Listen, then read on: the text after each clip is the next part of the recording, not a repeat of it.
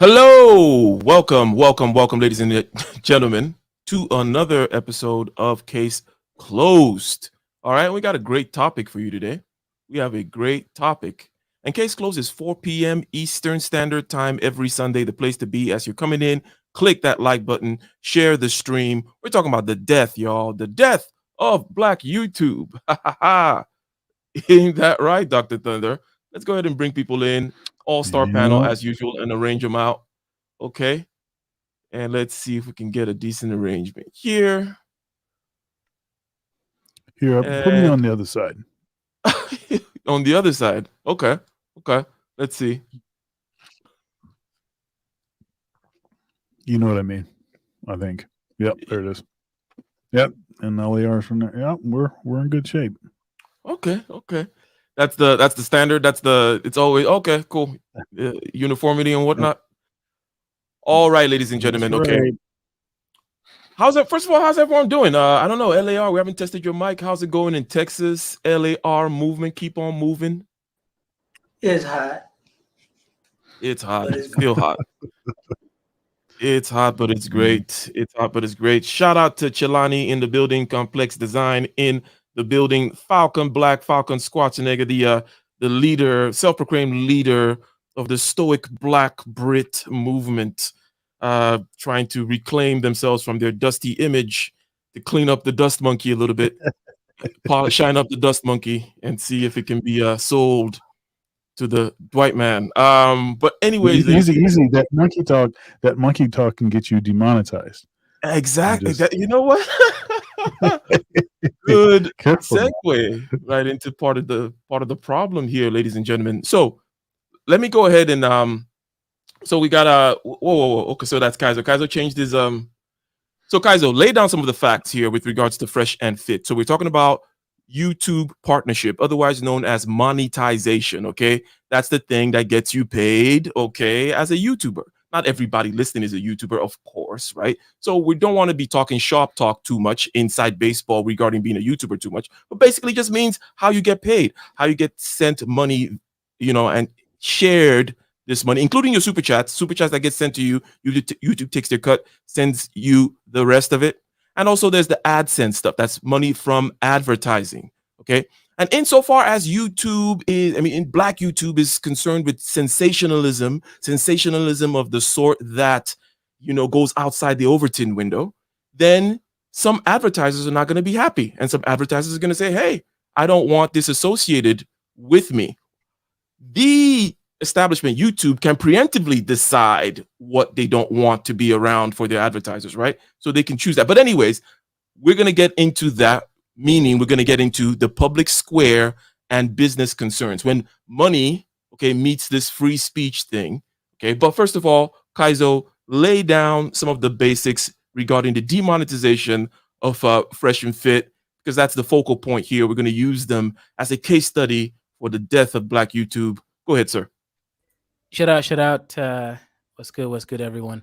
So YouTube has two main monetization effects, right? You have the super chats, super stickers, and super thanks, right? And that is where people send you money, whether they like the show afterwards, super thanks, or during the show, super chat and sticker. That makes your comment stand out. People click on it, they read it, right? There's an incentive there between the viewer and the content creator. That's number one. The second aspect is AdSense, right? Now, AdSense is the ability for you as a content creator to advertise your product and let it be bid on by advertisers. Advertisers will put a bid and say, hey, look, I like this. This is within my niche. This guy is selling travel videos. I'm willing to pay this amount of money to share my ads on this person's platform, right? So now when it comes to that, those are the two main monetization perks that you can get. Now, Fresh and Fit, in their main channel, which is called Fresh and Fit, they've lost the ability to do any of those. So no more AdSense and also no more super chat, super sticker, or super thanks. So that will considerably hinder majority of the earnings that they can make on YouTube. But I want to say this from the beginning, right? If they are using High IQ, they can actually advertise their PayPal, they can advertise their Cash App, Venmo. I used to make just as much, if not more money when I wasn't monetized. because you actually keep 95% to 99% of the money if you use Cash App or PayPal or the other ways of payment. Now, what they would have to do if they still want to make as much money is they have to gamify it, right? You can literally pay an engineer, like a software engineer, to make an API that will link to your OBS or other streaming platforms. So every time they send money on PayPal, Cash App, or some of these other apps, it can automatically bring up the message. All they have to do is click on it. It'll still have the same effect, right? People want to see their messages, their name up. That's why they send the money. So if they're high IQ, they can definitely resolve this using tech. Very well put. You laid out the ways in which Also- people get monetized, and you lay out the kind of I'm sorry, was that Dr. Thunder? Yeah. One more thing. Memberships, channel memberships. And actually that's how I first became aware that their channel had been demonetized, is that I got an email from YouTube, because I'm a member. I've been a member of their channel. I got an email from YouTube saying that their membership was suspended. Right. So, and then they'll let me know when it resumes or if it will resume. And then I could also ask for my money back. Mm-hmm. Now, let me ask Kaizo this question about, and then now I'm going to ask same thing to LAR and also Mr. Lion Legal here. And then Dr. Thunder will respond. Okay, so we're talking about demonetizing a channel because it's presumably not good for the business concerns of this distributor, right? YouTube is a distributor. They're distributing the stuff out there. You upload a video, they send it out through the algorithm, through whatever, to the masses, to the world. So you're using their distribution engines. They get money by advertising. They demonetize you. And people may say, hey, why? What are the concerns here? Which we'll get into. But let me ask you this. If Dr. Thunder's channel was demonetized tomorrow versus we have the Fresh and Fit demonetization, okay, which one would surprise you more, Kaizo? Would you be like, Dr. Thunder, get demonetized, Fresh and Fit get demonetized, same thing, whatever, it's YouTube, it's crazy. Or is there somewhere it's like, okay, that one makes more sense and the other one doesn't make as much sense? Okay. Yeah. So Kaizo, what would you tomorrow? Dr. Thunder has been demonetized. Tomorrow, he shows up, he's streaming. Okay, he does his car thunder from his car and he says, hey, it's they hit me. Right. Would you be as surprised? Go ahead. No. Okay, so if Dr. Thunder was demonetized, it would be a lot more surprising than Fresh and Fit, right? Fresh and Fit have the last year and a half have been doing a lot of content that are called edgy, right? On the top of the edgelord sphere, right? Inviting WS premicists, also making crazy videos about Yahoo boys. If you guys don't know who the Yahoo boys are, Yahoodim, do the math yourself. I'm not going to repeat that terminology, right? So the Yahoo boys was the main reason I believe they were put on the cusp of demonetization, right? They went there, they talked a lot of crazy stuff, put up hand salutes to Yahoo about Yahoo boys during a certain war that happened previously. And I believe that inculcated with the fact that they talked about primate voices, primate sounds, and primate physical gesture expressions that put them on the market, right? What they're worried about is the same thing with the Andrew Tate effect. They're worried about Sneeko effect. So being written about blogs that YouTube has become a space that hides and also envelopes WS premises. And of course, that will actually remove, forget about the investors wanting the advertisers, right? That's a false premise, right? Advertisers will advertise wherever they have the most people and the ability to make money. That's always the advertiser's cause. And also when you advertise on YouTube, it is a campaign for a time limit. It's not a forever thing like when you're paying someone, let's say on Ike's channel, to advertise a 50-second stream, midstream. No, advertise on YouTube is more of a temporally limited thing. Advertisers don't care about that. What really matters is the investors who then look at the let's say YouTube being a component. Let's assume it's I haven't done research in this element, right? But let's say YouTube is a publicly traded company. It's now talking about those people who invest on the company with the speculations that's going on in the stock market. Those are the problems. Rumble, for example, has taken a hit, even though it's making money and it's actually having a lot of engagement and views because of the people that are using Rumble the hit on the stock market. So it's always about the stock market, not really the advertisers. Okay, yeah, got you. So yeah, the image of, just like with any company or with any business, image is important, but even more so with media businesses, right? With media, because their image is kind of a big part of what they're selling, right? They're selling fair and balanced, or they're selling, this is the truth, or whatever it is they're selling, right? That image is important, and therefore they're exposed. You're saying YouTube can be exposed to this kind of attack, so they can preemptively say, hey, to protect our stock, protect our image, protect this credit that we have here, which is a vital part of our business, we can choose to do X, Y, and Z. But good answer to the question, you would be more surprised if Dr. Thunder was to get lit up tomorrow, right? By YouTube. I don't know why that sounds funny, but it does, Dr. Thunder. So let's go with LAR next, and then Lion Legal. Okay. So you heard what Kaizo said. Kaizo said, hey, these people have been doing WS supremacist stuff. They're doing monkey stuff. They're doing this and that. They're doing edgelord stuff. Sensationalism. We understand that, right? Bleeds, it leads. You kind of you're on the razor's edge. Good stuff, right? What are your thoughts? Is it all the same thing? Can anybody get canceled, or is there still kind of like a logic to it that'll make you less surprised with the fresh and fit thing?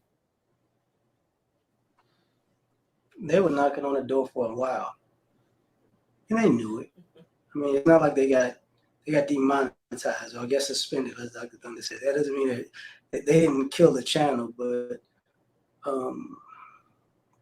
their antics,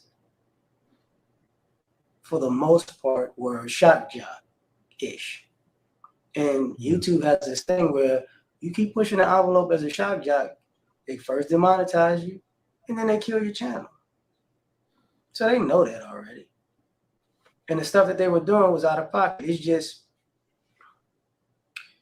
I personally think that they're, because they have this issue with black people, their arrogance took it to white people. And it didn't work the same. They got a shorter leash for that. And because I remember when they got with the Klan roll, I remember they went on like another platform and they started talking about Jewish people, and then the stream just shut down immediately. So they knew something was coming, because they keep. It's one thing to do content; it's another thing to be purposely disrespectful over and over and over again, and that's what they're doing. Like they reel it in sometimes, and then they go overboard. They reel it in, they go overboard.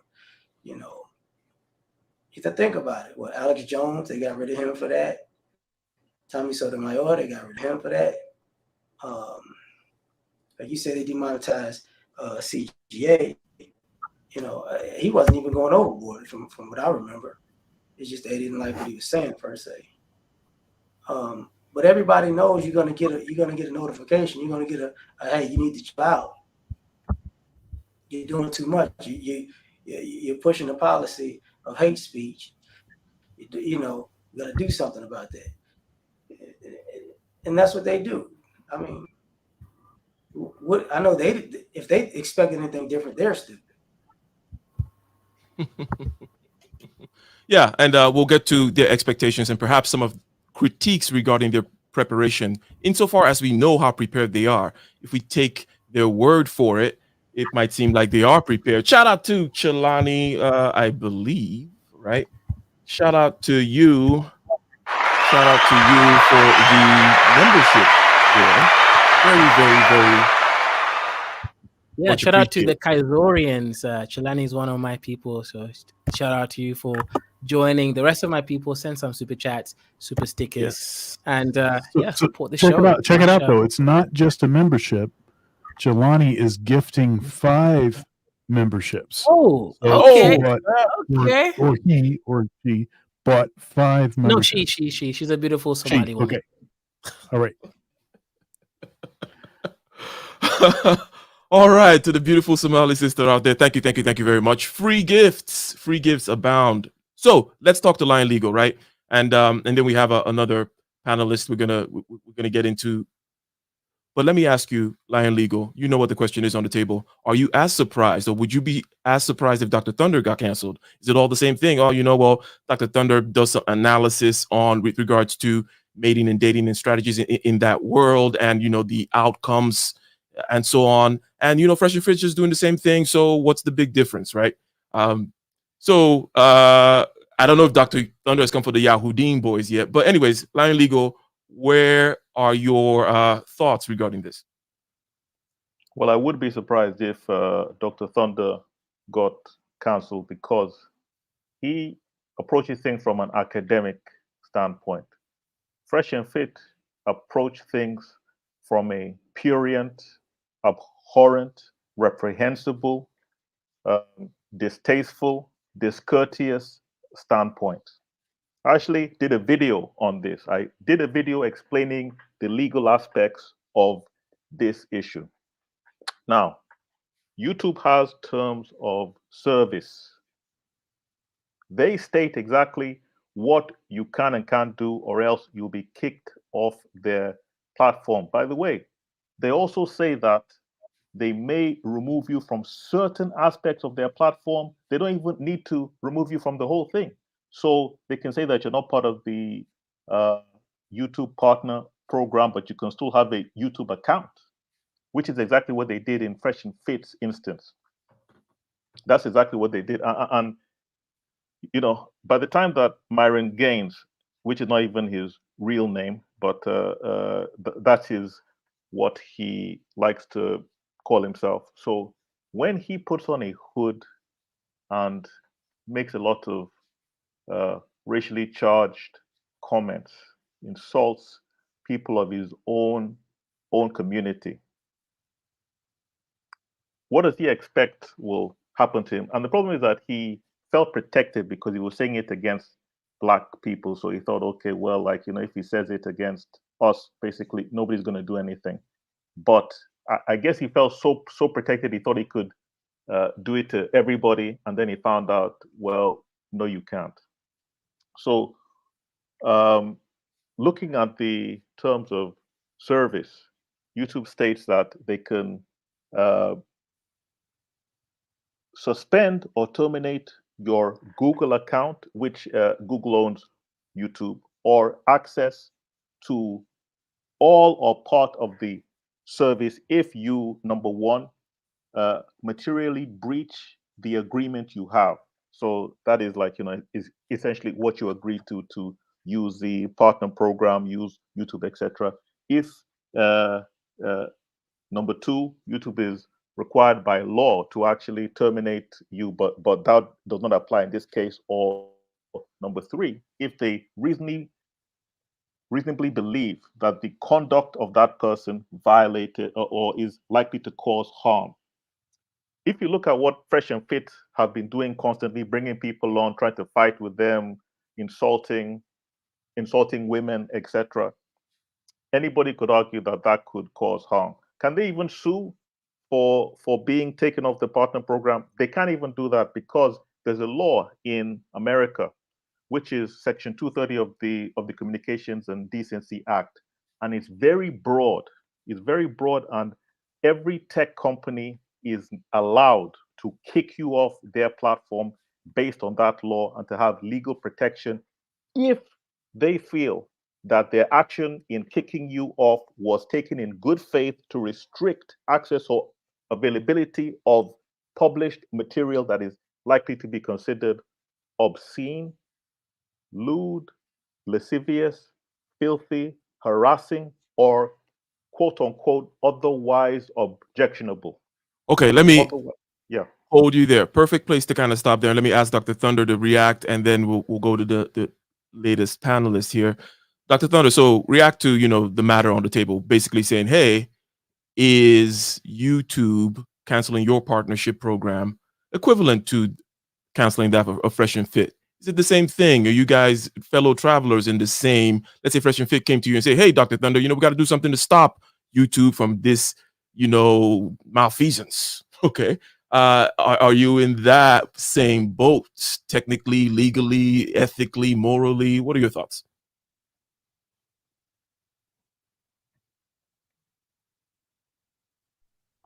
Yeah, yeah, they're in this sort of push the envelope business, in the sort of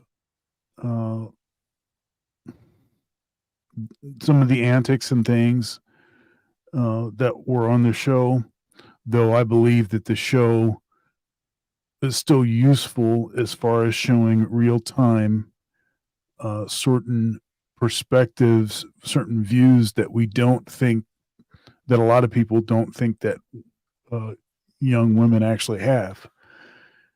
I think that they have shown that what it is that is being purported by certain red pill talking points is actually true. So there is a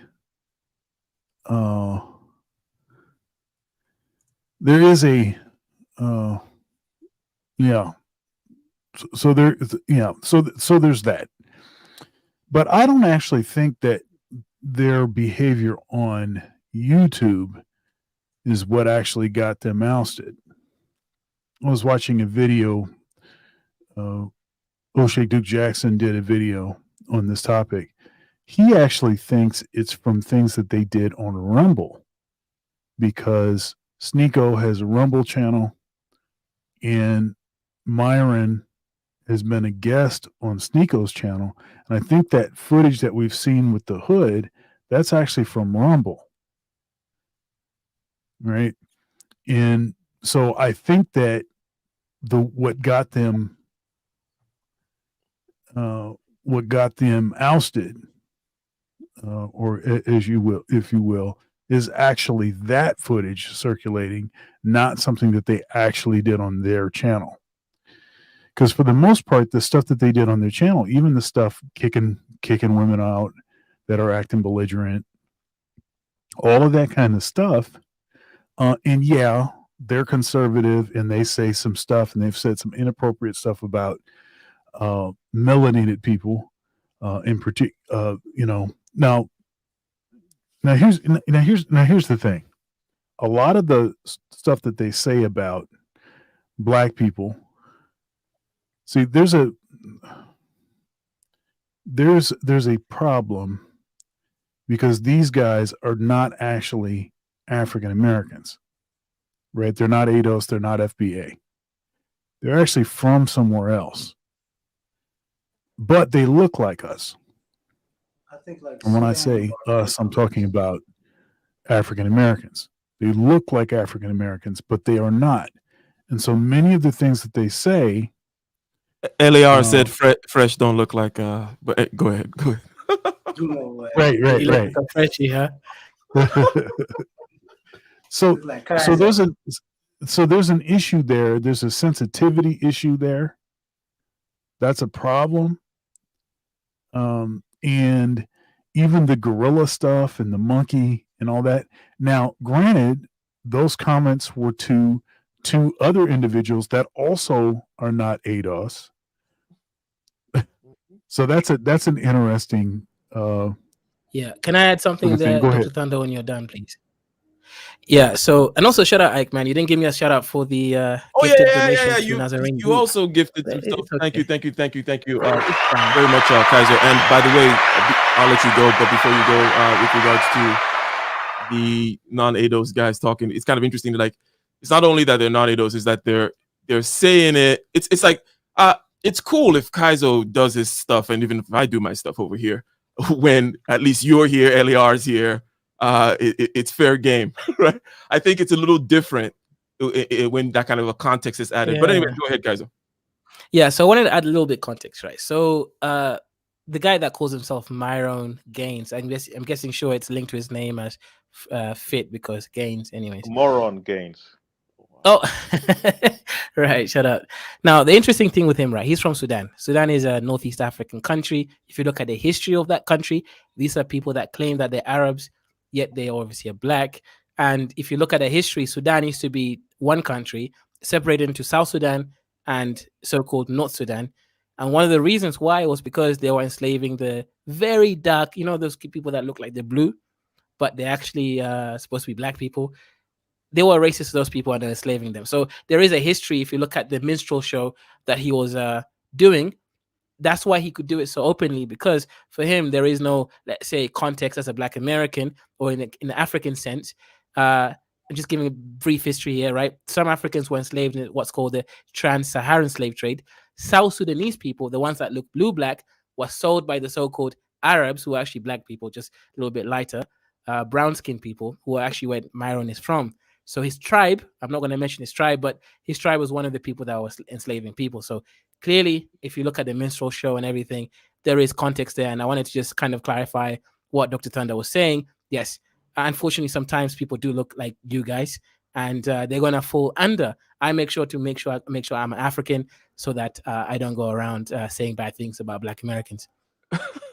And I've also seen lots of people get banned off YouTube before taking off, like, platform. I've never seen a group get taken off platforms and everybody's happy. Most of the people I hear talking about this said that they were expecting this to happen. They were not shocked by it. And I, for one, am a person who supports the fact that they were demonetized. Okay, yeah, let's let Dr. Thunder land. I think he was in the middle. Kaizo kind of came in. Let Dr. land the plane there, and then we're gonna get a Solo TV original panel member before he ditched us. He ditched us for better things, and now he's back talking smack in the anyways. Go ahead, Dr. Thunder. Yeah. So I'm not a fan of anyone getting demonetized. Not even for some of the things that I thought were distasteful or that maybe offended my sense of sensibility or whatever it is, or decorum or whatever you want to say. I'm not a fan of that happening. I don't like the things that they were saying, and I don't like the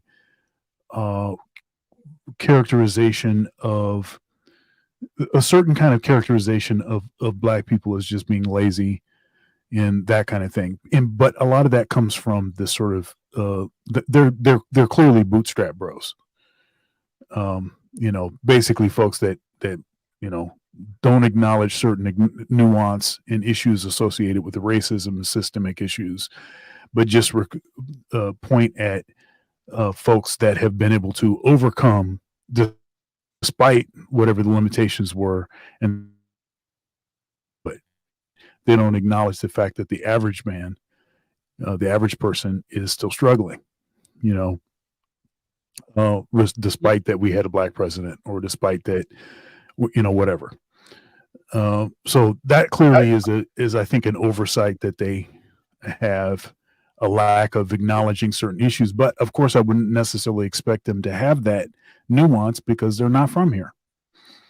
It's, I like them. I like them personally, and I met them at Donovan Sharp's CME, the first CME, and they were respectful. CME, does that mean Coon and me? Go ahead. Oh goodness, Conference of Masculine Excellence. We'll be clear. Ike was with there. He went with me. So I don't have an issue with them personally. I don't like some of their antics. I'm not a fan of them getting kicked off.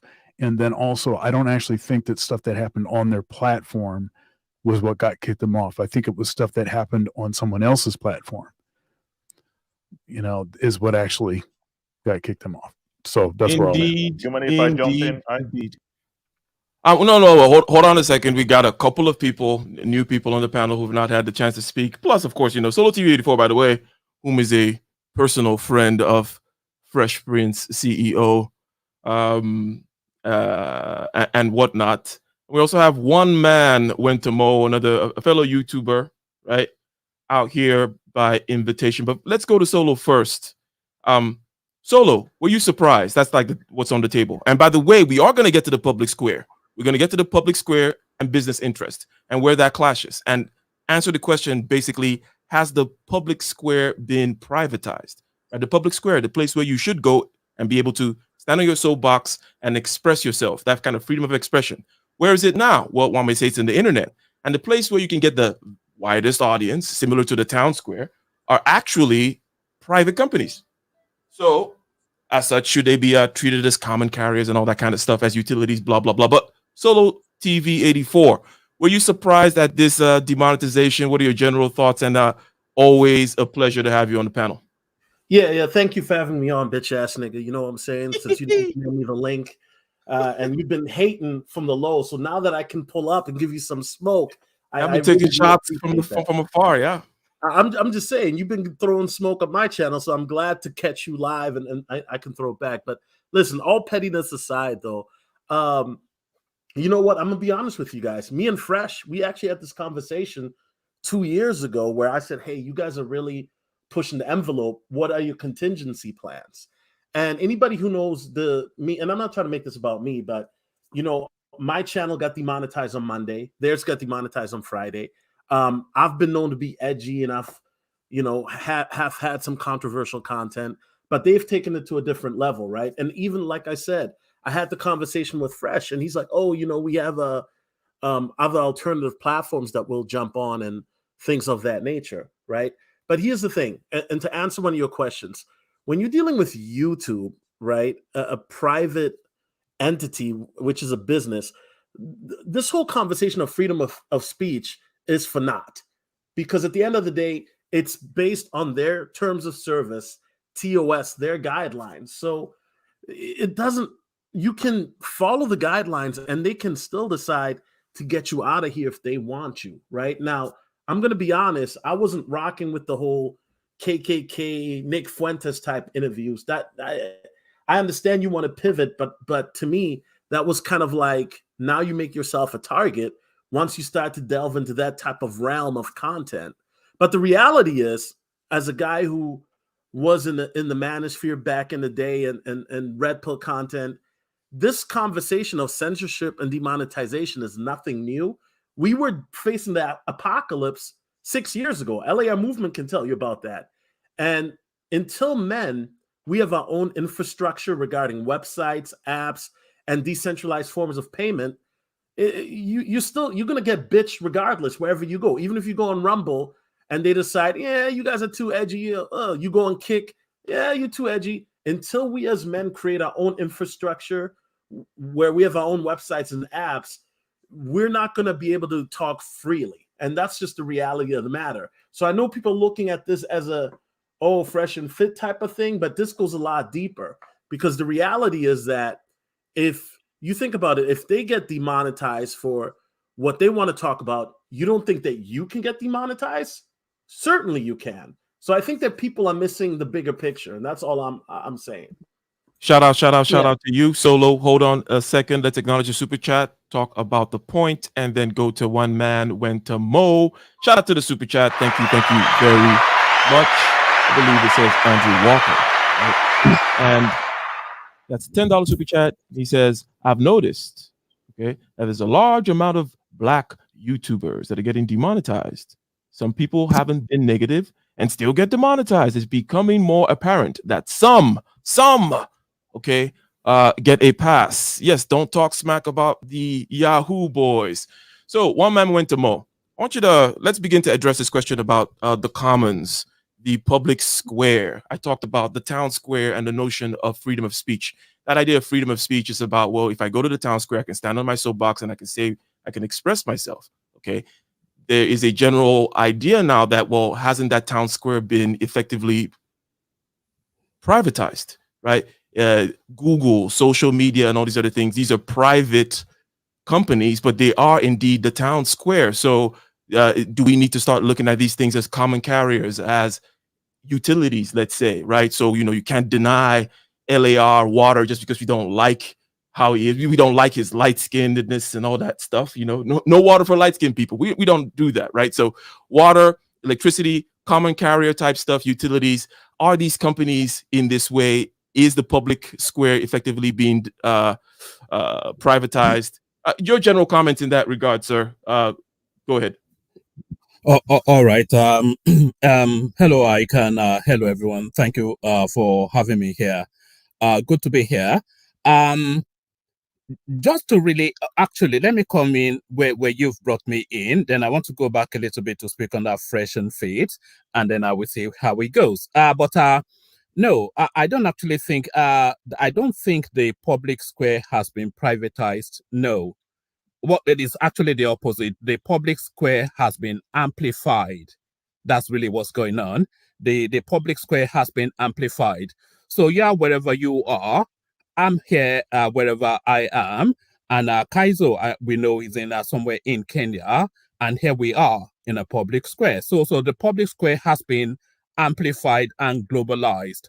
But what I think your question really is the monitoring of it, and who decides on what morality or what standards should apply to that public square. So that's a different sort of a conversation, and that seems somewhat privatized. But then there has to be rule around behavior in that space. So we go back to this. There's a space actually in the UK. I'm sure you must know it. Speaker's Square. Speaker's Corner, yes, because you know it, Kaizo, Speaker's Corner. You go Yes. there, you can curse the Queen and curse any and everything. There's absolute categorical unfettered free speech there, but that freedom does not extend beyond that square. So that somewhat concept is now what has now come into this internet space. But who guards the morality of it? That's the question. Somebody has to guard the morality of it, and the person signing the check often instances guards the morality of it. But what standards are they using to apply that morality is the wider question. Because the standard of morality, of course, it cascades right across all cultures and all sorts of worldviews.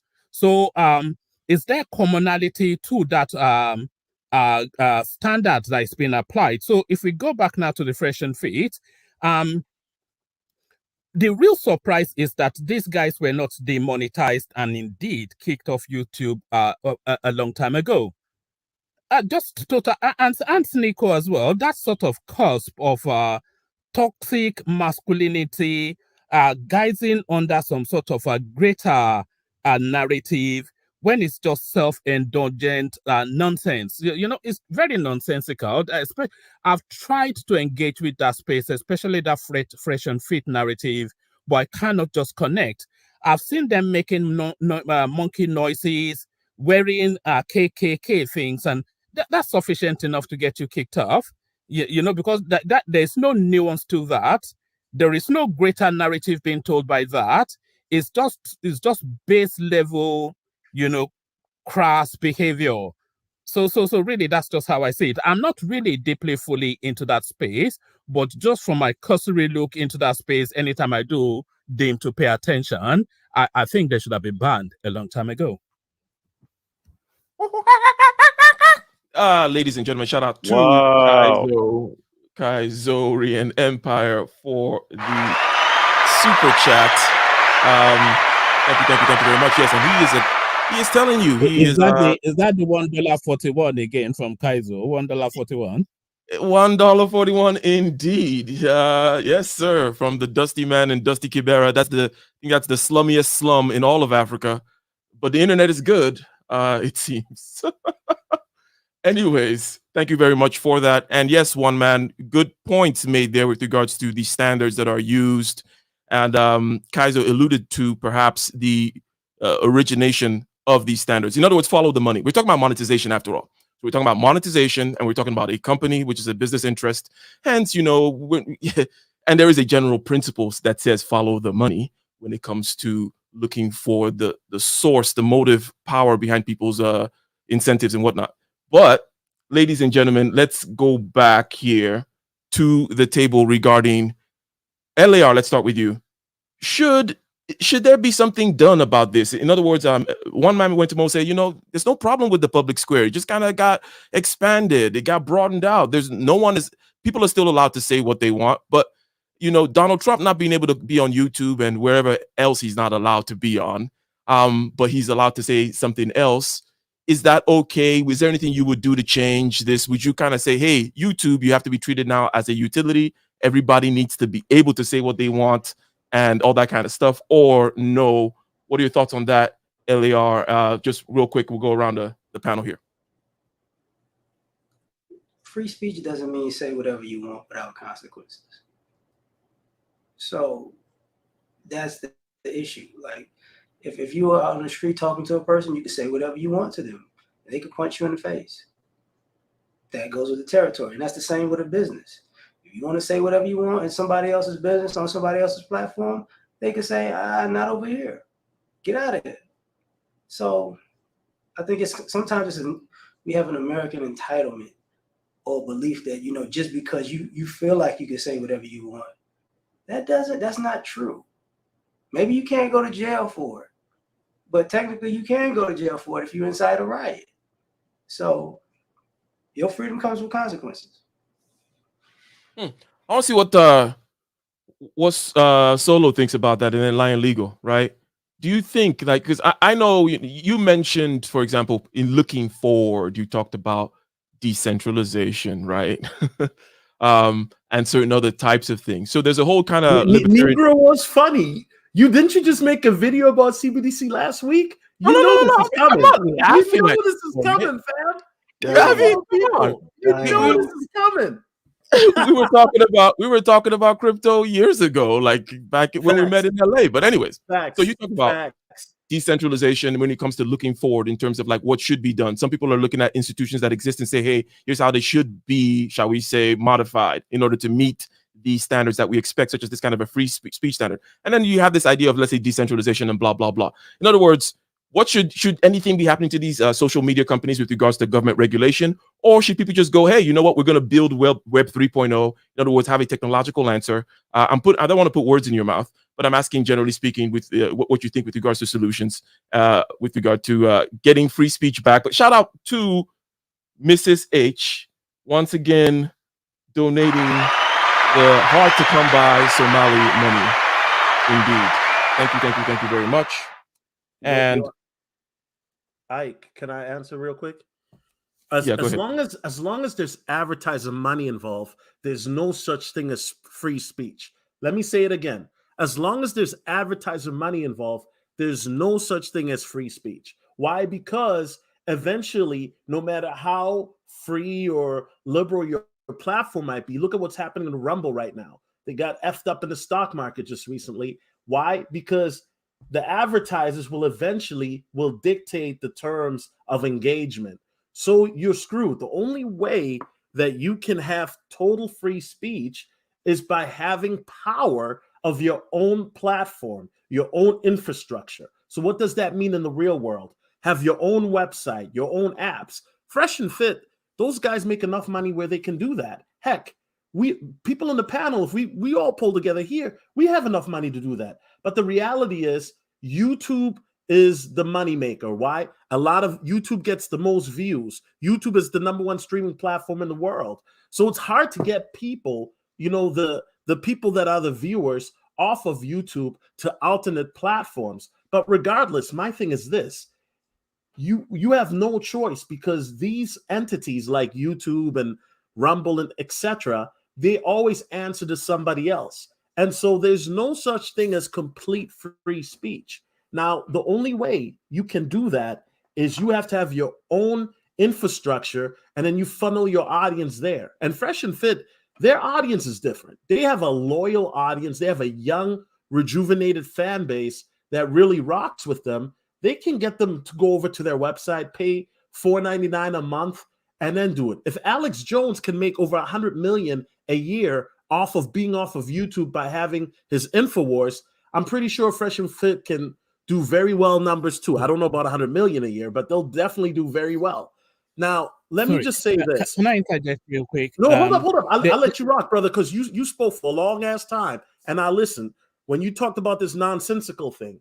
So is feminism nonsensical? Is the rise of passport bro nonsensical? Because the reality is this: there are a lot of men, Generation Z in particular, they're tired of dealing with the narrative that everything is toxic masculinity, as you say. Young men in Generation Z are tired of being scrutinized, ostracized, and criticized when they haven't even been given a chance to succeed. Young men are tired. And this is why you see the rise of Fresh and Fit. This is why you see the rise of not really. Hold up, let me finish. Let me finish, brother. Because when you spoke, I gave you that respect.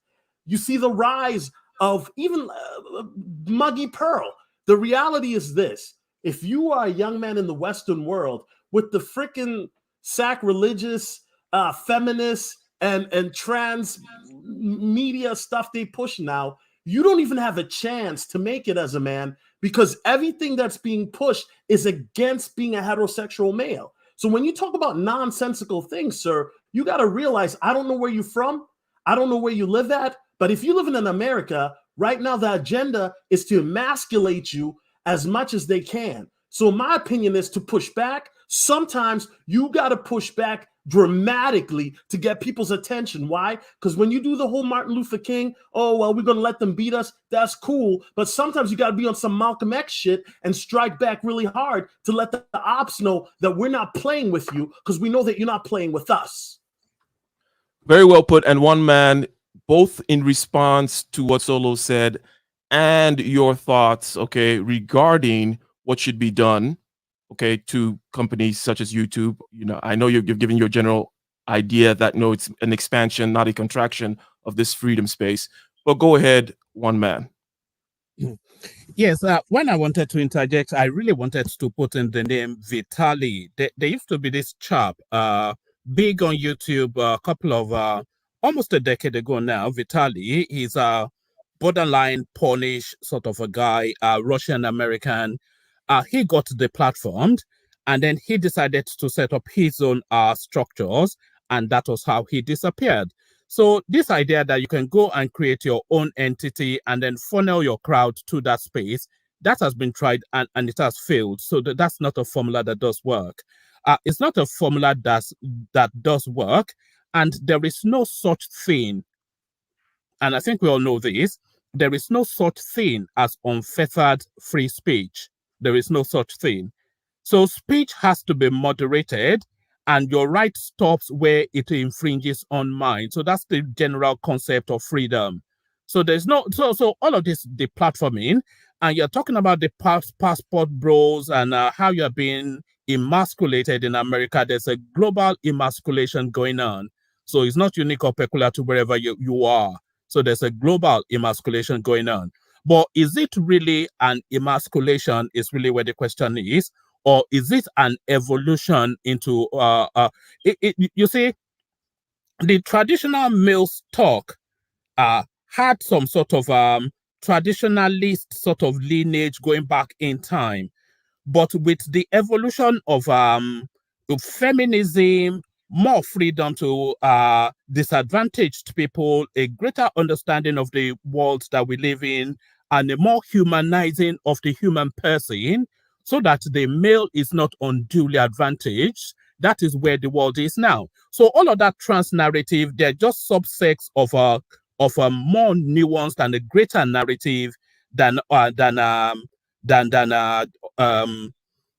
emasculation of men. So all these passport bros and all these the Gen Zs and whatnot, all they are looking is for their space in the sun. So there's an evolution from tradition to a new space, and that new space, by the way, is in the cusp and the course of their life. So they are more in that new space than anyone else, and they're just trying to find their narrative. And they're not looking to reverse to back in the day, by the way, where you went to your job at 8 o'clock and the wife is in the kitchen and whatnot. They can aspire to that nostalgia, but that is not their lived experience. So they're wanting then that transmission from that sort of traditionalist old school life to now this modernist life that is taking shape, and they want to be part of that narrative. There's this guy called Austin Holliman or something like that is in Africa at the moment. Is one of you chaps, Black American or African American, whatever the new terminology is. You know, he is on that journey. So there's a journey taking place amongst young Black people to hold on to their Black identity, but still find their space in this new world that is emerging. So that's the narrative, really. Yeah, let me pause you there. And good pointing out Austin Holloman and his trajectory out there now, talking about what he's not going to be talking about anymore. And Solo, I've seen that you've made a couple of videos about Austin as well. But Kaizo and then Dr. Thunder, the idea here is the solutions. Okay, so Ramil created stuff, right? I thought I was supposed to go. Okay, so Kaizo and then you. Okay, no problem. But it's the same question. Not everyone has, we're still going around, right? Same question about what is to be done with regards to the funneling right? So basically, YouTube is a distribution kind of center. Okay, distribution means marketing and sales, typically speaking. Whether you're selling MP3s or you're selling a service, even. Okay, you need these distribution networks, and to help market and push things. And then there are ways of funneling stuff. Ramil, for example, funneled people to his new site, right? And Ramil tested out the system in a way where he figured out that he had a draw. He would quit YouTube and then come back on YouTube. Not everybody may know Ramil, but I'm describing the kind of a person that could quit YouTube, come back from YouTube, draw hundreds of people to a live stream that he just impromptu created, and then he funneled those people to a site where he does the same kind of thing, the same kind of commentary and whatnot. Okay, so Kaiser, with regards to things that could be done, Solo brought up the fact that there's certain things you can do with regards to funneling people elsewhere, but YouTube still is effectively the town square, the biggest place, right? One man went to Mo also kind of emphasized that point that, look, there is no such thing as quote unquote free speech, blah, blah, blah.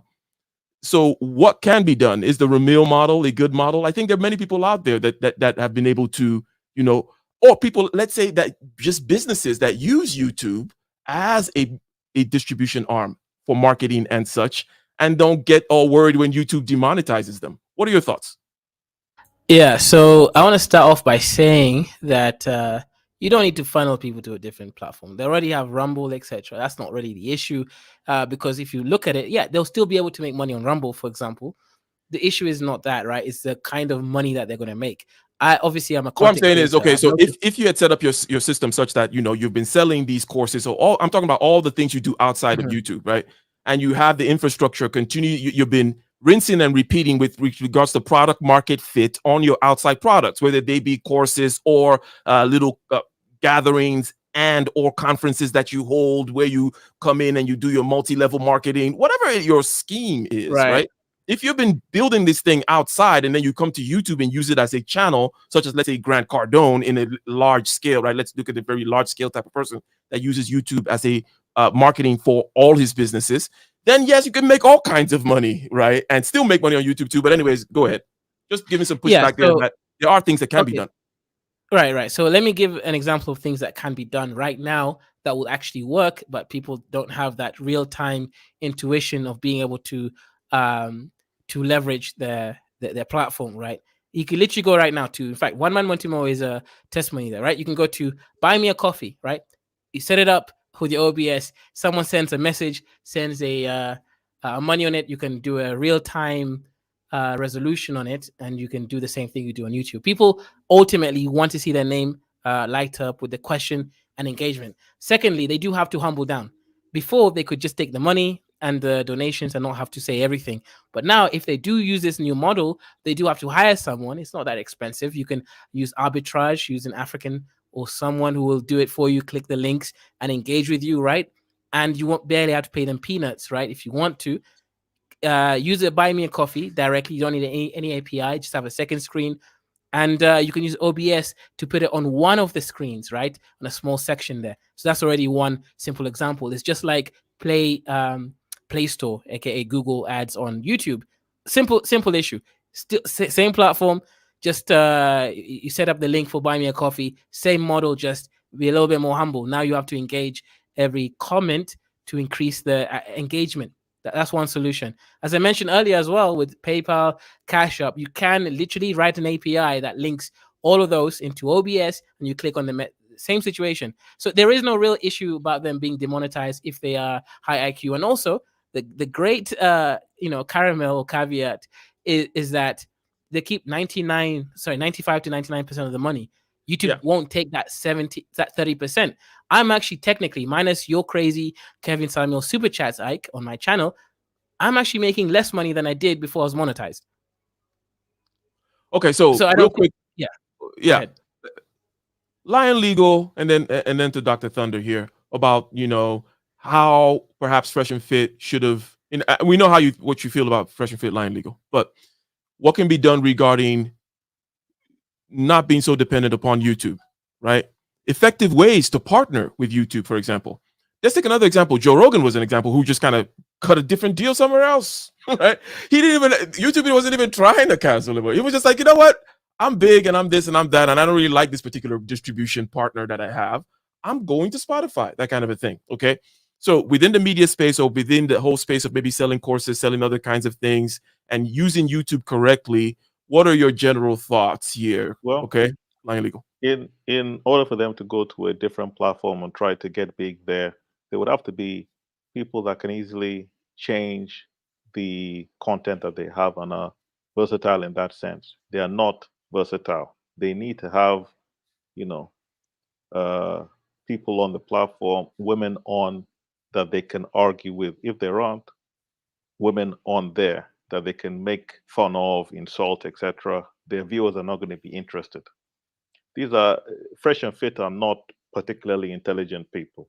That's why you never see them talking by themselves on the platform and having high engagement.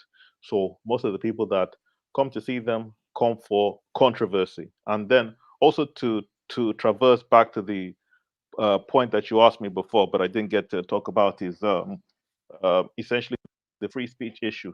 A tech platform does not have to provide people with free speech. Free speech, especially in the States, is covered under the First Amendment, whereby it prevents the government from curtailing an individual's free speech. So a tech platform can say, don't talk about any issue that they don't want you to talk about. Now, should that be allowed? No, because tech platforms are so powerful that they can influence lots of things, even politics. But am I in favor of YouTube being forced to accept um, things on their platform? I think it would be better if, for example, the government gave tax breaks to platforms that did state that they would adhere to free speech principles and only kick people off if they did anything that could be considered illegal, rather than having people that tilt on one end of the spectrum to the other. And to go back to the original question of what can they do? To run a business, you have to be smart, creative, industrious. Fresh and Fit are not any of these things, really. So if they go to Rumble, Rumble doesn't really pay anything. Anybody that started the channel on Rumble sees that the pay there is minuscule. There's one particular other platform now that is starting to pay creators, but it's not transparent. So sometimes you'll have people with, for example, 10 million subscribers, and they get paid less than a person with a 500,000, 500,000 or so. So there's one particular platform that I don't want to name because I don't even want to give Fresh and Fit any advice on how to improve their nonsensical behavior. But basically, it'll be tough for them because I don't believe that they have the intelligence to figure out how to diversify. For example, Andrew Tate already had a business, so when he got kicked off, financially, he was not going to be hurting at all. If you don't have that kind of framework set up and you treat YouTube as a job, this is the last thing I'll say on this. If you treat YouTube as a 9 to 5, you go there, you get the money, you don't invest, etc. Of course, you'll suffer because I've already seen the game that YouTube can play, especially with Black creators that are not even doing half of the stuff that Fresh and Fit has done, that are not insulting anybody or trying to be controversial. So it's not a job. What it is it's basically an entertainment platform, almost like you're a TV show host or a TV presenter. 1 minute you'll be hot, the second minute you might not be. So unless you can figure out other things to invest your money into, like Ali, there's a guy from Cambridge who's a doctor and who started the YouTube platform. It got so big. Ali Abdub. That he quit being a doctor. He quit being a doctor, a Cambridge educated doctor, and became a full-time YouTuber, and then started a business and diversified from there. Yeah. Do you think Fresh and Fit have that same type of intelligence? Yeah, okay. Good. On the points of things that can be done, one of the main things that you've said there is if you have a business whereby you can use YouTube to augment your distribution arm, right, which is marketing and sales, as a aid to marketing and sales. We understand this, like media as a distribution arm, as it's old as since whatever, in terms of newspapers, billboards, Times Square, and advertising, blah blah blah, all that kind of stuff. But if you want to go full time, like, hey, I'm a YouTuber 100%, right? Then that means you're a media person, and it'll be stupid to depend on one distribution. YouTube is not your job. If you're a full-time media person, then you're a full-time media person, right? You should be something that exists outside of YouTube, of which YouTube is just one of your distribution mechanisms, right? So it'd be stupid to say you're a YouTuber. You should be some, whatever, X company that is a media company that uses YouTube as one of its distribution arm. Or you could be a business. I don't know. You're doing engineering, you're doing real estate, whatever it is you're doing, and you use YouTube as a distribution arm for marketing and sales and all those other kinds of things. 100%. But let's go real quick to Dr. Thunder and then LAR. The question's still on the table, okay?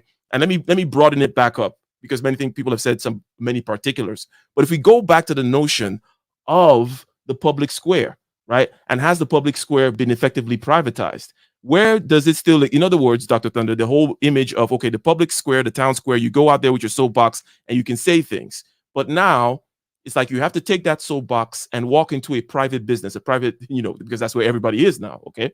And it's this private business in the internet. And is there anything that should be done with regards to the imaginations that, let's say, the framers of the Constitution and whatnot had when they said, hey, this town square and ability for people to express themselves is important, okay? But if it has become completely privatized now, and this, by the way, is no judgment. YouTube 100% has a right to do what it does. And I don't think that these things should be kind of taken down in some kind of a, hey, there'll be monopoly way either. I'm just asking perhaps a philosophical conversation about, is that town square lost? Has it been privatized? Or does it not matter, as one then to Mo said, it doesn't matter. It's just been kind of distributed and made more complex or whatever. If I'm making sense, Dr. Thunder, answer the question which perhaps can be concisely put as, has the public square, the town square, been privatized? And then we'll go to LAR. Lead attorney's in the building. What's happening, lead attorney? Yeah, this is tricky, and I think that technology, as it evolves, as it creates different sorts of opportunities, what's going to happen is the laws will change, right? Laws will change. And so you have to kind of roll with the punches. If you think that you're going to be able to just do anything that you want to, with the kinds of terms of services, and then also just with the overall bias in a particular direction in agendas that are being expressed by a lot of these big tech organizations, if you think you're going to be able to just, roll unimpeded, that's just not how it's going to work.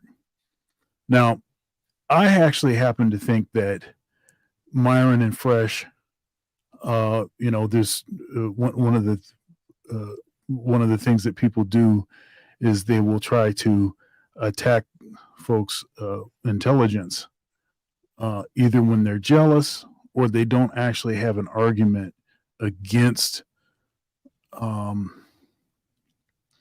or if they wanted to basically, let's put it this way. Yeah, I think Lion Legal superfluously attacked. There was no point. He had a point, like he made his point, and then started adding the intelligence part, which is completely irrelevant. And by the way, I think that Freshman CEO is good at the marketing thing that he does. But anyways, go ahead. Yeah, so that's a problem, because it's a problem because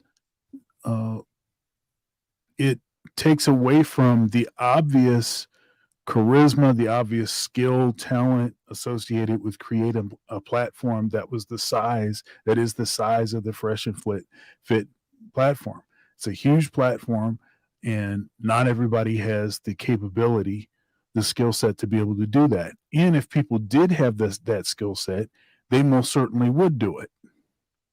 And so, purist aside, if a purist could do, or if someone that is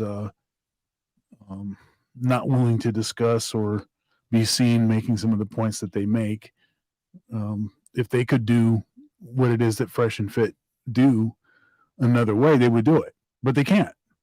And that's why and that also ends up making a platform like the Fresh and Fit platform.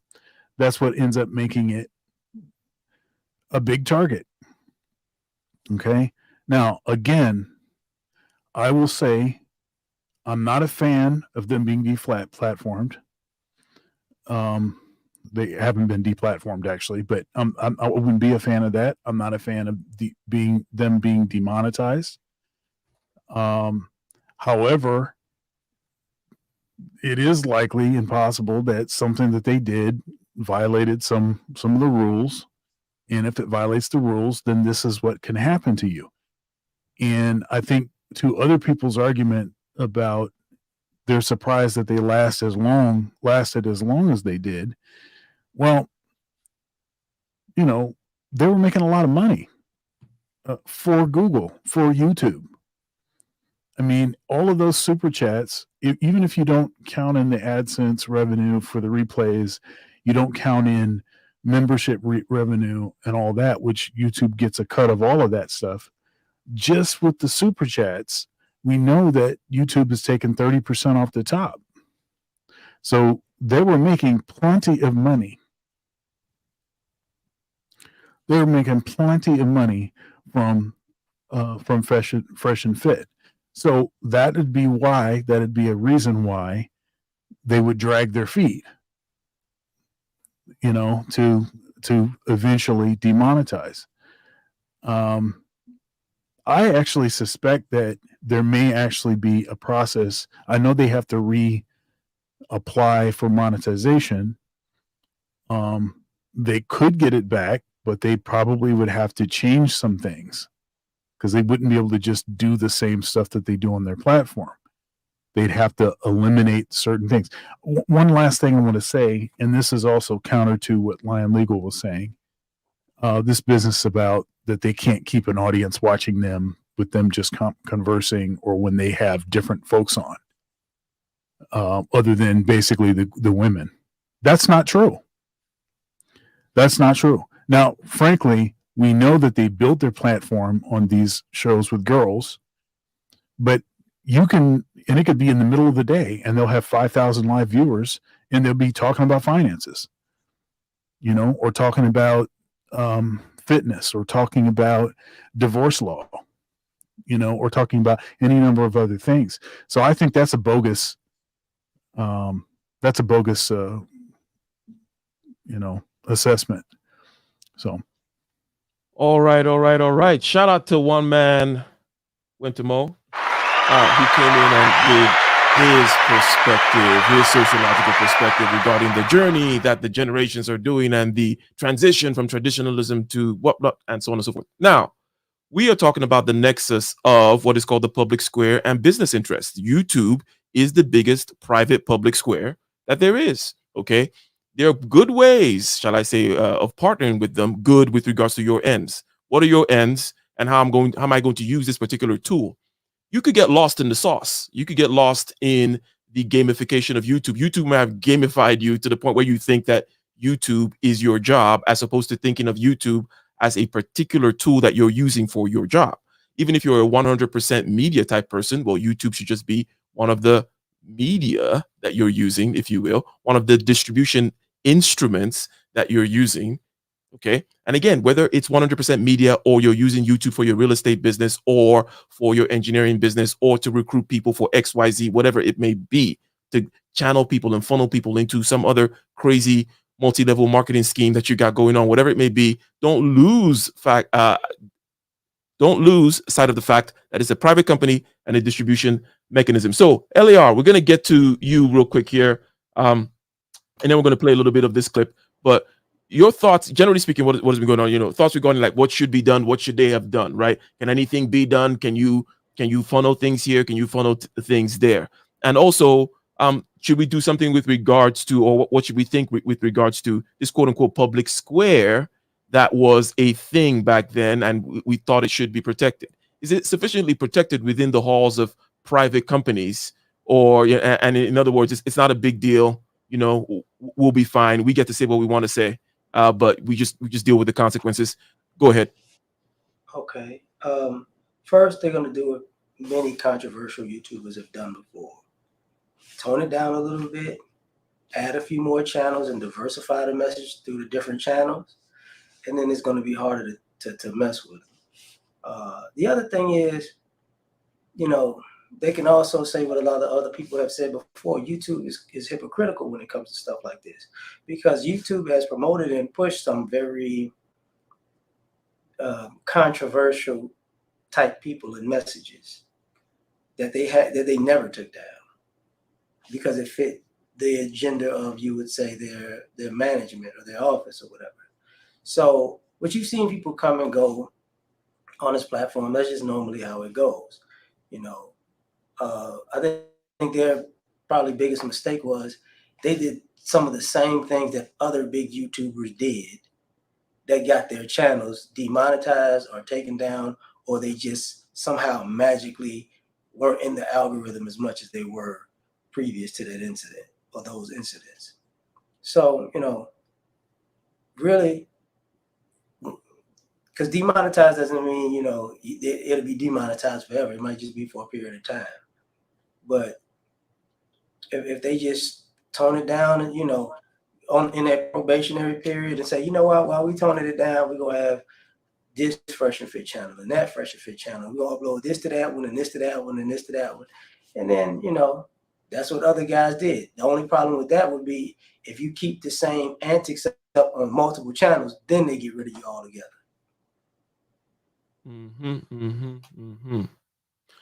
Well, shout out to the super chat. Thank you very much. Anti-Gravity says Dr. Thunder is right, but Steven Crowder made way more money for YouTube than Fresh Fit. Money isn't only the factor. Yeah. So, the only factor type of talk is always a truism, right? Yes, these things are multifactorial. Perhaps some of these are overdetermined, many proximal and efficient causes. Shout out to Aristotle. But let us go ahead and just play this short clip here, and we will continue with Solo TV 84, Kaizorian Empire. Shout out to you, ladies and gentlemen, for clicking that like button and sharing. This is Case Closed, 4 p.m. Eastern Standard Time every Sunday. And fair use. Shout out to the lead attorney here for the playing of this clip here. Saving children, right? That was great, but saving you guys is better.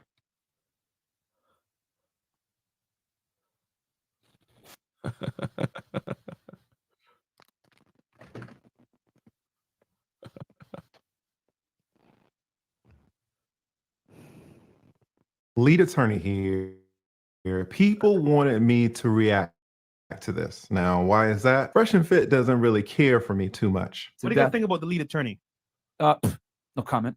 X. Yep. Hell no. People want to know if I'm happy about what has happened to their channel. They want to know if I'm going to take a victory lap. Well, I am not happy, and this video will not be a victory lap. For those who don't know, Fresh and Fit's channel was just demonetized yesterday. Now, Abba from Abba and Preach had predicted this over a month ago. If you're proud of this, congratulations, brother. You played yourself. I don't think there's much to be said. I wouldn't be surprised if the YouTube channel gets deleted. Everybody realized it was just a matter of time when you had that tall guy sitting there in the Ku Klux hood, even though it wasn't very surprising, being that he had made some racist commentary on his channel in the past.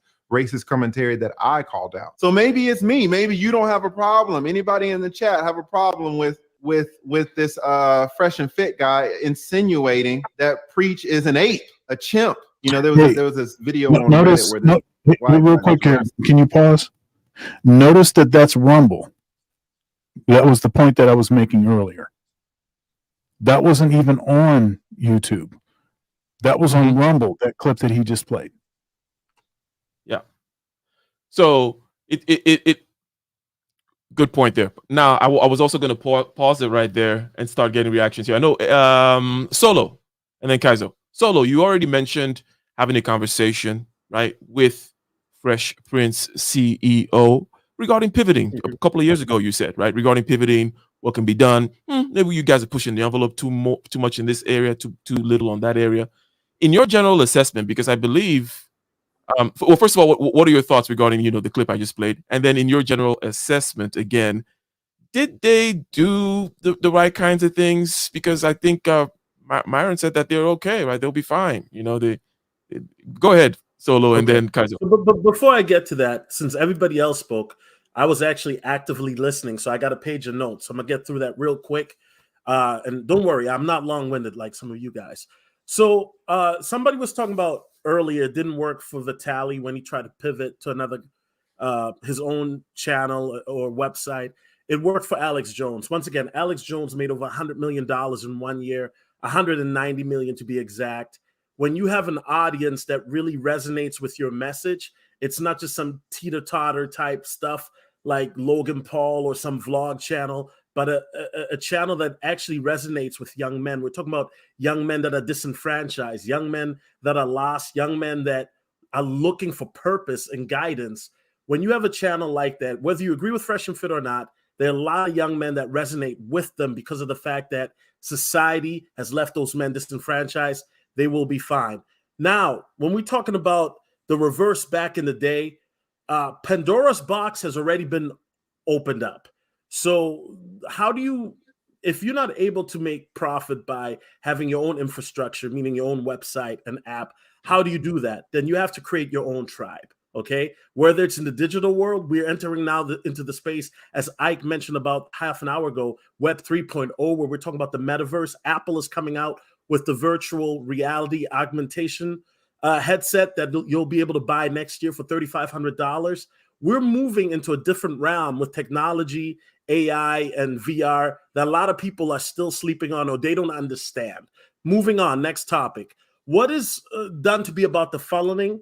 The easiest way to deal with the funneling is to abide by the TOS, the terms of service. But unfortunately, as content creators, we like to push the edge or go above the edge, meaning cross the line when it comes to TOS. So there are other websites such as Patreon, Locals, Rumble, Kick that are a bit more liberal when it comes to that. However, those websites, in my opinion, if they're not decentralized, then what the fuck are we talking about? Excuse my language. The Ramil model works. You don't need 1 million people. Ramil has proven that you don't even need 10,000 people. You just need people that really support your message. Ramil is very entertaining, but he also spreads some real information. That's what I think makes Ramil who he is, okay? Demonetizing isn't just about making money. YouTube incentivizes promotion of your channel if it's profitable. So what I mean by this is because of the fact that Fresh and Fit are now demonetized, YouTube has no incentive to promote their channel. However, here's how shady YouTube is, and this is what a lot of people don't realize. Even though Fresh and Fit are now demonetized, YouTube will still slap advertisements that are friendly enough to engage with Fresh and Fit and make money off of them regardless. So when YouTube says Fresh and Fit are demonetized, let's emphasize that Fresh and Fit are demonetized, but YouTube will still continue to make money off their channel. Now, I truly believe in about 2 to 5 years, there will be a decentralized platform that may compete with YouTube. I'm not saying it's going to be bigger, but I'm saying a decentralized platform. And we know that with elections coming up, expect more demonetizations, shadow bans, and censorship in general. The public square, Ike, to address that question, has been privatized depending, let me say that clearly, depending on the platforms they choose. I've been preaching about decentralization since 2017. I've been using platforms since 2017, such as Minds and Steemit. Unfortunately, nobody cares. Nobody's on those platforms. So whoever comes up with the concept of a decentralized platform that has a catchy or friendly user interface, they're going to be a trillionaire. Whoever it is that is able to develop it in the Web 3.0 era, if they're able to have a very user-friendly interface that'll get a lot of people's attention, they're going to be a trillionaire off top. Now, media is changing. Traditional media is getting their ass kicked by social media due to the fact that traditional media has been compromised. We know that. Social media, you can get the news faster and more readily. You can also get the news raw, where you're not being manipulated. A perfect example of that is, for those of you who've watched the Depp versus Amber Heard documentary on Netflix, that is a perfect example of manipulated media. They try to swing this whole thing that Amber Heard is the victim and that Johnny Depp only won because of social media. No, it's bullshit. Amber Heard is an evil person. She took a dump on this man's bed. She hit the man and said, "Are you gonna tell the world, Johnny, that I beat you?" Ha ha. Like, and the media is trying to portray her like that she is the victim, that she is innocent. Why? Because it serves them right. Now, general assessment of this clip, Ike, and I know Ike is rolling his head right now, thinking to himself in his Igbo voice, why did I let this nigga come on my channel? Here we go. The general assessment is this. The lead attorney understands something that a lot of people don't understand. If they come after Fresh and Fit, they will come after other channels, and your channel included. Why? Because they'll make Fresh and Fit an example, but all of this is leading to censorship. If you're not buck dancing to their agenda and talking about what they want you to talk about, or whatever, what have you, then now you're dealing with censorship and demonetization. And once again, let me be clear. I don't agree with everything Fresh and Fit did. And also, I've mentioned this before. My channel got demonetized on Monday, but it wasn't because I was talking crazy. It was because I was using copyrighted music. The reality is this. If we're really men, right, that we claim to be, especially on this panel, then we have to think outside the box. And this is why I'm 5 years ahead of your favorite YouTuber. Decentralized platforms will be the wave. Why? Because they're going to keep clamping down, right? So you're going to have to think of other ways to spread the message out. If the audience really fucks with you, they will come. InfoWars already showed that they will come, right? But the reality is the average manosphere content creator doesn't understand business. They're too cheeky. They're too lame to understand that this is, if you really believe in the message, you're going to stand by it. A lot of niggas just want here to get some super chats and maybe have Keisha sliding in the DMs so they can get some neck. That's why these niggas is finished. That's all I got to say. Word them up, word them up, word them up, word them up, word them up. Hey, look, Solo, taking notes, responded point by point. You have much improved, my son. Kaizo, you are next indeed. And ladies and gentlemen, we've gone the whole gamut, starting with, would we be surprised if Dr. Thunder got demonetized tomorrow? Okay.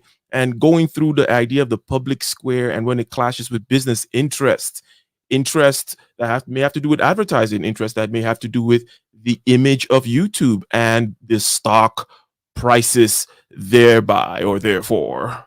So Kaizo, okay, your turn now to chime in on the current topic, which is about the future and the clip we just played and whatever else you may want to talk about as we start to land the plane here.